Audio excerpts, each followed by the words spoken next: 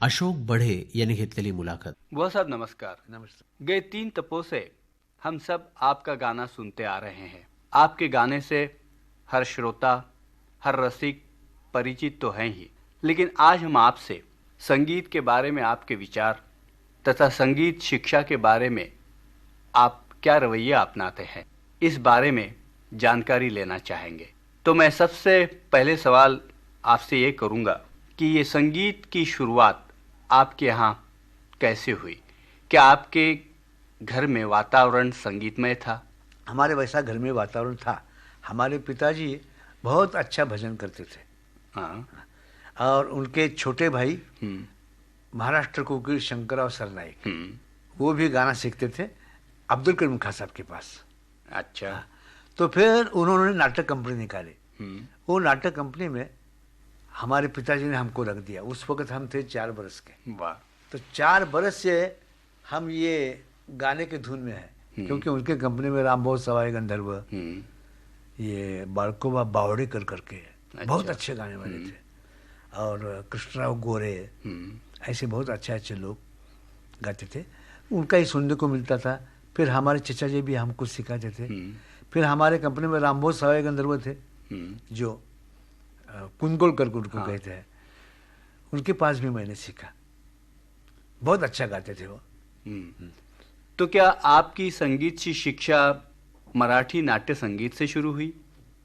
नहीं, मराठी नाट्य संगीत से नहीं हुई. मराठी नाट्य संगीत में हम थे, मगर गाना जो शिक्षा सीखते थे वो क्लासिकल गाना ही सीखते थे. अच्छा.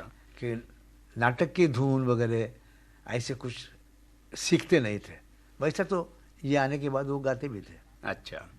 तो यानी कि आप जब 4 साल के थे तब से आपके ऊपर संगीत के संस्कार होना शुरू हो गया. तो असली मतलब से आपने संगीत की तालीम कब शुरू की और किन से तालीम शुरू की, उसके बारे में आप कुछ बताएंगे? ये हमारे चचा जी शंकरराव सरनाईक से हम जब 9-10 वर्ष के थे उस वक्त उनके पास से शुरुआत किया. फिर रामभाऊ सवाई गंधर्व, नहीं, फिर रजब अली खां साहब, इनको हमारे चचा जी ने रखा, देवास वाले. तो उनके पास भी 1-2 बरस सीखे. फिर वो चले गए. फिर रामभाऊ सवाई गंधर्व के पास सीखे. फिर आखिरी गुरु हमारे अलादिया खान साहब. अच्छा. संगीत सम्राट अलादिया खान साहब. ये कौन सी साल की बात है बुआ साहब? 1929 साल. 1929 साल में हम उनके पास सीखते थे. यानी उनके पास सुबह शाम रात उनके पास ही उनकी सेवा करना, उनको पैर दबाना, उनको स्नान डालना. बुढ़े भी बहुत थे, 75 वर्ष के थे, और मैं था शायद 20 वर्ष का. और वो उनके पास हम सीखते थे. उनकी सेवा बहुत करते थे. और वो हमारे पास, क्योंकि नाटक कंपनी में से हमारे साथ आते थे, कि हमारे चचा जी ने उनको पैसा भी बहुत दिया. पहला ज़माना ऐसा था, आज जैसे सिनेमा नट मिला रहे पैसा, वैसा नाटक कंपनी वाली श्रीमान थे लोग. अच्छा. उन्होंने 3,000 मांगा था तो इन्होंने 11,000 दिए थे हमारे चचा जी ने. यानी बड़ी सौभाग्य की बात थी कि 1929 में ये सब बुजुर्ग इकट्ठे कोल्हापुर में आपसे मिले और आपने उनसे तालीम हासिल की, है ना? नहीं, कोल्हापुर में नहीं, हमारी नाटक कंपनी में साहब थे. और हमारी नाटक कंपनी आज बम्बई, कल पूना, अच्छा, दौरे पे रहती थी. लेकिन अलादिया साहब से मुलाकात कहाँ हुई आपकी? बम्बई में हुई. अच्छा. और बम्बई में ही, बम्बई से वो हमारे साथ 4 वर्ष थे हमारे कंपनी में. फिर उसके बाद 35 साल को नाटक कंपनी बंदी हो गई. अच्छा. फिर हम कोल्हापुर में आए. तो फिर कोल्हापुर में खां साहब थे, और उसी वक्त भी उनके पास सीखा मैंने. मगर वो 15 दिन कोल्हापुर में रहते थे. 15 दिन हमारा ये 34 साल के बाद मोगूबाई को उन्होंने सिखाना, कुर्डीकर, उन्होंने सिखाना शुरू किया था. तो वह सब मैं ये आपसे पूछूंगा कि उस जमाने में जो हम गुरुकुल पद्धति बोलते हैं, क्या वो अस्तित्व में थी? हाँ, हमारे वास्ते तो होती, क्योंकि हमारे गुरुजी हमारे पास, हम उनके पास हर हमेशा बैठते थे और गुरुकुल पद्धति से ही सीखते थे. अच्छा. ऐसा सबको नहीं सीखने को मिलता है. जैसे आता अब मुगुबाई है. मुगुबाई के घर में एक दिन में 1-2-3 घंटा जाना, फिर अपने घर में आना, ऐसा खास साहब सिखाते थे। मगर हमारे घर में वैसा नहीं था। हमारे कंपनी में एक खास साहब थे, सुबह शाम रात ऐसा। तो रियाज कैसा होता था? सुबह उठ के रियाज शुरू होता था? हाँ, सुबह उठ के तो रियाज होना चाहिए। यानी सुबह जल्दी उठ के रियाज करते थे? हाँ, 5-6 घंटा तो हम रियाज करते थे। नहीं, उनका सिखाने का तरीका क्या था? उनका सिखाने का तरीका, क्योंकि उस वक्त हम जरा गाते भी थे ना, राम बहुत सवाई गंधर्व रजबले खां साहब इनके पास से सीख के आए थे। तो जैसा अभी हम गाएंगे वैसा ही वो हमको सिखाते थे और हम लेते थे। अच्छा, यानी कौन से राग से शुरुआत की उन्होंने? हाँ, उन्होंने तुरली राग से शुरुआत किया।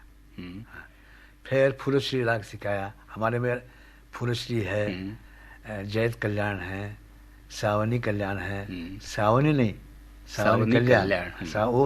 वो हर हमेशा लोग जो गाते हैं वो बिहाग अंग का सावनी गाते हैं। अच्छा, और सावनी कल्याण निराला है। नहीं, मैं आपसे यही पूछना चाहता था कि अलादिया खां साहब का जो घराना है, तो उनकी गाना शैली की विशेषताएं क्या है, जो आप कुछ जरा बताएंगे? अच्छा, जरूर बताएंगे।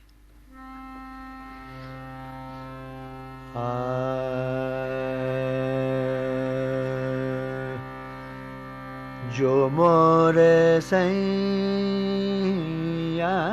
ढींगे हुन आए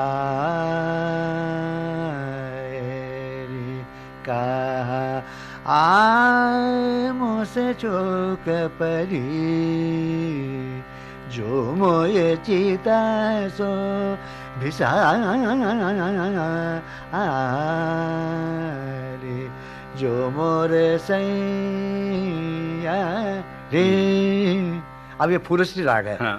इसमें आ आ आ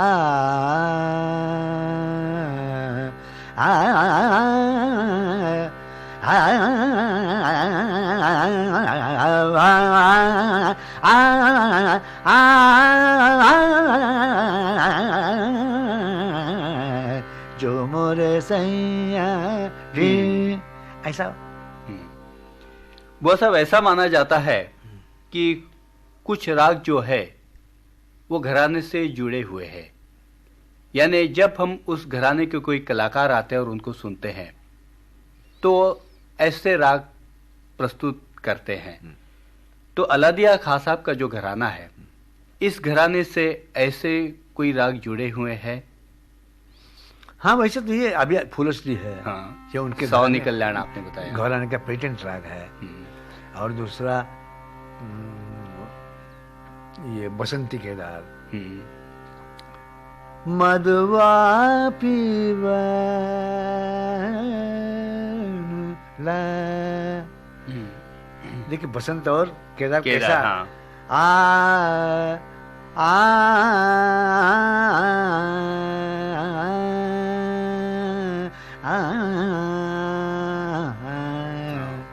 आ मधुआ पीवन लागी, फूल फूल पर भवरा गुंजन लागी, मधुआ पीवन। अब ये जो है आ आ आ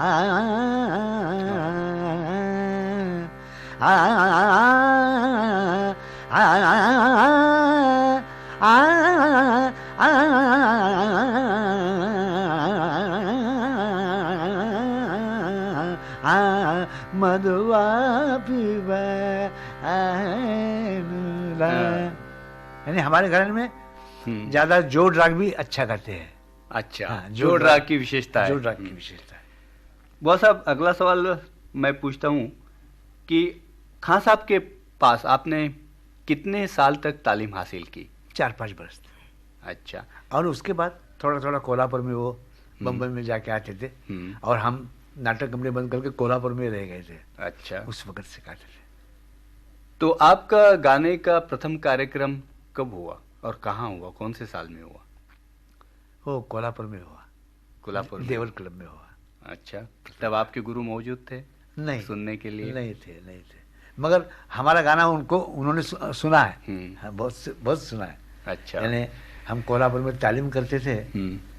साहिब जान सूफी जान करके उनकी एक छोकरी थी, उनको सिखाते थे, और साहिब जान सूफी जान को हैदर खान साहब सिखाते थे। इस वास्ते उनकी पहचान थी। तो मेरे को कहने लगे कल तेरे पास आऊँगा, कैसा सिखाते दिखूंगा करके उन्होंने सुना था। बुआ साहब, आपने अभी कहा कि आपने बहुत बड़े बड़े बुजुर्गों से गाना सुना है। अल्लादिया खां साहब वैसे तो आपके गुरु थे ही। आपने जिक्र किया रजब अली खां साहब का, आपने जिक्र किया मल्लिकार्जुन मंसूर खां साहब का। तो इतने सब अच्छे अच्छे कलाकार सुनने के बाद आपको ऐसा कभी महसूस हुआ कि आपके गाने के ऊपर इन सब बुजुर्गों का कुछ ना कुछ प्रभाव होकर आपकी कुछ अलग ऐसी गायकी बनी? मेरे को तो ऐसा लगता है कि कुछ अलग गायकी बनी, क्योंकि अलग अलग यानी अलग भी हम नहीं कह सकते। बात ऐसी है कि अब मंजी खां साहब का गाना सुना, उनका अच्छा लगता है, उनका गाना थोड़ा सा असर होता है, वो गाना थोड़ा सा गाएंगे। भुर्जी खां साहब थे, खां साहब के ही छोकरे, बहुत अच्छे गाते थे। और दूसरे तुम्हारे बाड़कोबा बावड़ेकर करके थे। हाँ। उनको तो बोलते थे कि ये भू गंधर्व वही है, रहमत खां साहब का ही गाना गाते हैं। अच्छा। ऐसा बहुत उनकी तारीफ करते थे। हाँ, तो ऐसा सुना तो इनका गाना थोड़ा सा आएगा ही। वो तो बात सही है। हाँ। जब आपने तालीम हासिल की उस जमाने में और आज की पीढ़ी आज के नए जमाने में तालीम हासिल कर रही है, तो इसके बारे में आपको क्या कहना है? मेरा तो कहना है कि आजकल का ज़माना सिखाने में सीखने में अच्छा ही है। पहला ज़माना बहुत कठिन था कि हमको मालूम है कि आपने हमको राग कुछ बताया है, वो हम जानना चाहते हैं, तुमको अभी क्या करना है, हम मरने वाले हैं क्या? अच्छा। राग का नाम भी नहीं बोलते थे। हैं, हम यहाँ बैठे हैं तो रजब अली खां साहब तट्टी को जा रहे हैं और वहां से बोल रहे हैं, अरे तेरा गंधार नहीं अच्छा लग रहा है, नीचे उतरो। मैं बोल रहा क्या ये उधर से क्या कह रहे हैं हमें? तो नीचे गंधार हमने क्या है, बहुत ज्यादा नीचे गए, ऊपर चलो। तो मैं जरा गुस्सा हो कि बेटा, मगर उनके सामने कुछ भी कह नहीं सकते। वो आ गए तो मैंने बोला कि आप इधर कह के हमको कहेंगे तो अच्छा होगा। अरे इधर आके तो अभी कहूंगा तेरे को, मगर तब तक तू ज्यादा विषय लगाएगा तब तक ये खराब आया ना गाने के वास्ते, इसलिए वहां से चिल्ला है। ऐसा यानी पहले सीखने को बहुत तकलीफ था, और अभी क्या बात है, गाना हम तुमको सिखा रहे हैं और तुम कम सीख रहे हैं। अच्छा। हाँ, ऐसी उल्टी बात हो रही है कि हमको मालूम है कि ये गाना हम छिपा के तो नहीं छिप सकता, क्योंकि हम ऐसा नहीं कह सकेंगे कभी कि हमारा गाना कोई नहीं ले सकता। नहीं, अब तो जब सब दुनिया सुन रही है, पहले ही ऐसा था कि खां साहब का गाना सुनने के वास्ते बड़ा मुश्किल, ऐसे बड़े लोगों का गाना पहले करते ही नहीं थे लोग, क्योंकि पैसा बहुत लेंगे, करते नहीं थे। और किया तो क्या, उस वक़्त थोड़े थोड़े से सरदार लोग, राजा लोग उनके सामने गाते थे। अच्छा। हाँ। नहीं बुआ साहब, इसके ऊपर यदि मैं आपसे सवाल करूं कि पहले के ज़माने में, यानी कि जब आपने तालीम हासिल की, सुबह से शाम तक आप पूरे संगीतमय वातावरण में मिले जुले रहते थे। हाँ। लेकिन आज का ज़माना वैसा नहीं है। नहीं है। 2 टाइम खाने के लिए आदमी को बहुत कुछ कठिनाइयाँ उठानी पड़ती है, और इसमें से समय निकालने के बाद ही वो कुछ रियाज कर सकता है। तो मैं ऐसा कहूँगा कि आपके ज़माने में आपने जो तालीम हासिल की ही वह ज़्यादा सरल था आज की तुलना में। तो क्या ये आप नहीं मानेंगे इस बात को? नहीं, हमको तो ऐसा लगता है सीखने वाला कभी भी सीख सकता है। नहीं, वो बात सही है। बात ऐसी है कि हम तुमको बिल्कुल नहीं सिखाएंगे पहले के ज़माने में, मगर वो एक दफ़े भी गाना सुनने को मिल जाएगा उसको, अपने गुरुजी का, सब हासिल करता था, क्योंकि उसका प्रेम उसके ऊपर था। वो एक दिन में सीखता है, और अभी भी सीखने वाले वैसे है, मगर पहले दो तीन थे, अभी लाख लोग हैं, और लाख में दो तीन ही होंगे अच्छे सही और बात सीखने है। वाले। यानी गाना कम तो नहीं हुआ है, और गाना सीखने वाला जो है वो अभी भी सीख सकता है, और नहीं सीखने वाला पहले भी नहीं सीखता। हाँ। संगीत तो एक सागर है। ये लोगों का कुछ कहना ऐसा है कि अभी तो गाना गया, कुछ हाँ। कुछ लोग गवे लोग कहते हैं, मगर वो उनका कहना बिल्कुल सच नहीं है मेरे कहने से। गाना कभी नहीं जाएगा, मगर उनकी नजर रहती है, जैसा अपना मुंह है ना, आईने में देखते हैं, हाँ, तो हम लगते हैं बस हम कितना सुंदर है, हाँ, ऐसा किसी का नहीं दिखता है, ये झूठ है। हमारा गाना सुन सुन के हमको अच्छा लगता है, मगर दूसरा भी गाना हमारा अच्छा है, उसको जरा सुनो तो सही। हाँ। वो गौर नहीं करते, अरे हमारे शरीर का है, यानी दिल में ऐसा, और अभी तो गाना गया, और हम अरे ओ निवृत्ति बुआ के गुरु रजब लिखा साहब के गुरु अल्लाह दिया खा साहब के गुरु जहांगीर खा, तो गाना कितना कम हो गया, निवृत्ति क्या गाएगा वो जहांगीर खा के सामने, इसलिए गाना गाया बोलते हैं, मगर ऐसा नहीं हो सकता है। जहांगीर खा के वक़्त खा साहब कम गाते होंगे, मगर शायद जहांगीर खा के बाद खा साहब उतने से उनसे भी ज़्यादा अच्छे गाते होंगे। अच्छा, है ना, गाना कम होता नहीं है। नहीं, ये सवाल मैंने इसलिए किया कि हम सुनते आ रहे हैं कि उस जमाने में 16-16, 12-12 घंटे रियाज करते थे, वो तो और बिल्कुल, तभी वो ऊंचे कलाकार वो हो जरा- पाए। लेकिन आज का समय ऐसा है कि इतना समय नहीं मिलता रियाज करने के लिए। नहीं, रियाज करने को लिए समय नहीं मिलता, ये तो फिर बात आ गई, करने वाले को रियाज करने को मिलता है, वो टाइम निकाले गए।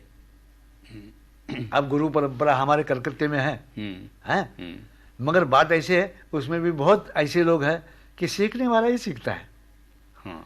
मैं सीखने वाले को 1000 रुपए देते हैं, सिखाने के वास्ते हमारे शरीर के लोगों को रखा है, और गुरुकुल पद्धति शुरू है, मगर उसमें भी हमको ऐसा दिख रहा है सीखने वाला ही सीखता है, नहीं सीखने वाला उसको बहुत 12 घंटे फुर्सत है, मगर नहीं बैठता है, और बैठेगा भी तो भी उसको नहीं आएगा, क्योंकि उसको अंदर से दिल होना चाहिए, और दिल की बात जो है वो बात पहले भी थी, अभी भी है, अभी भी कम नहीं है।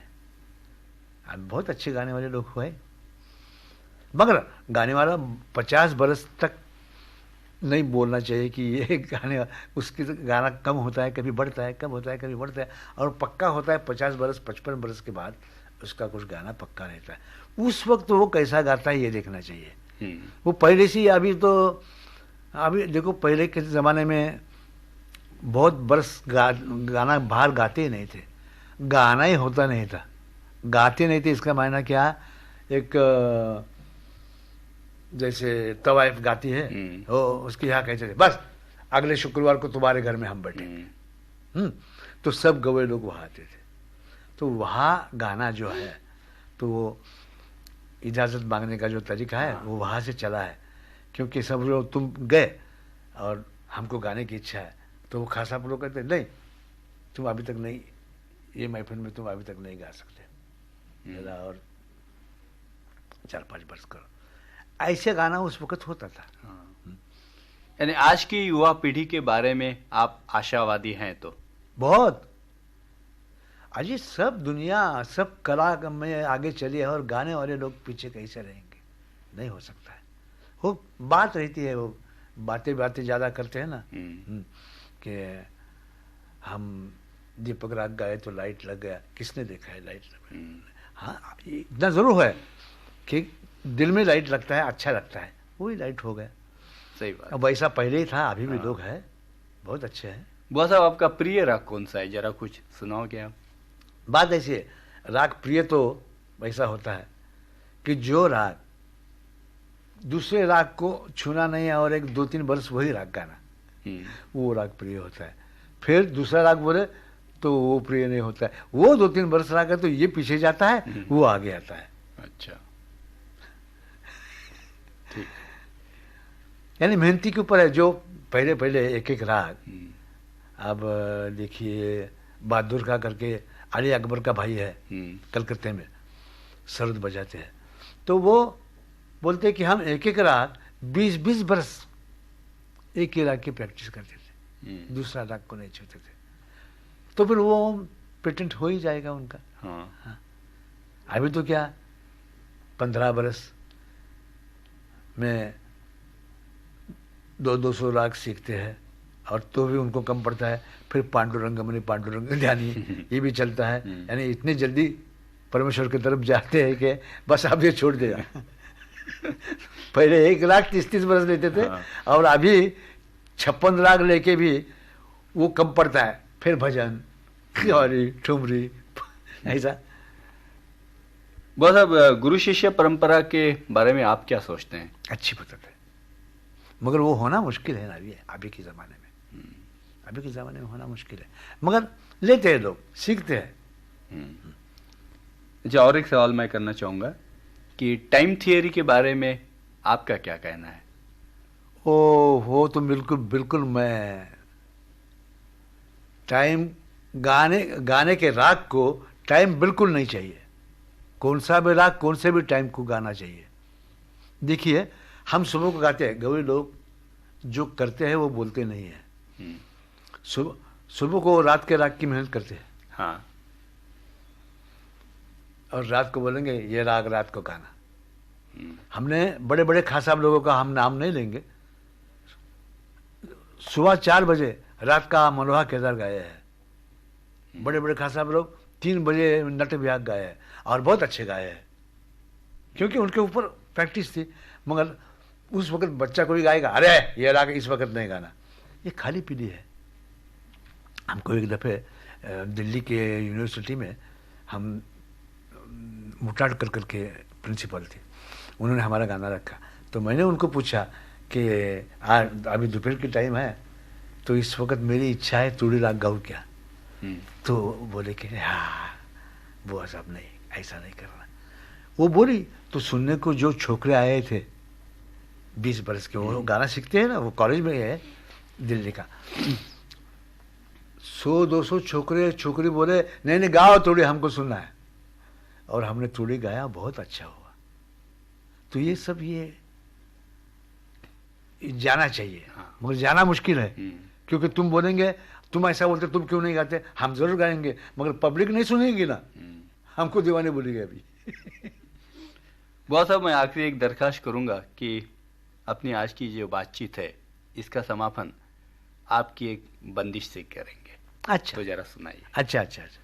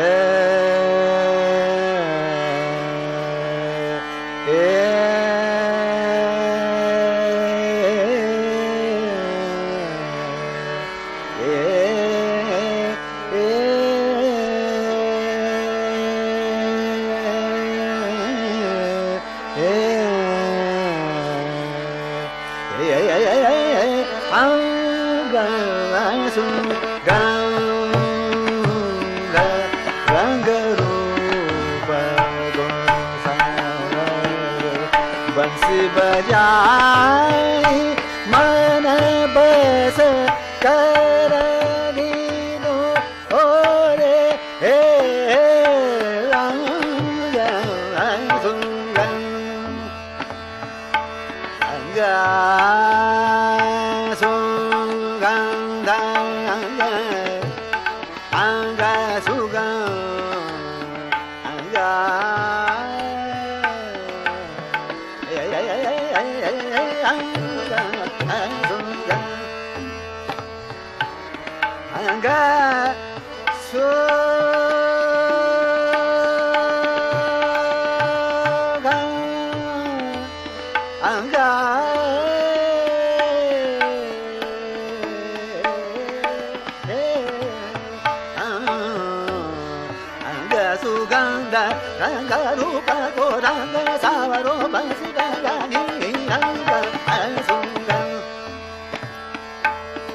Suga,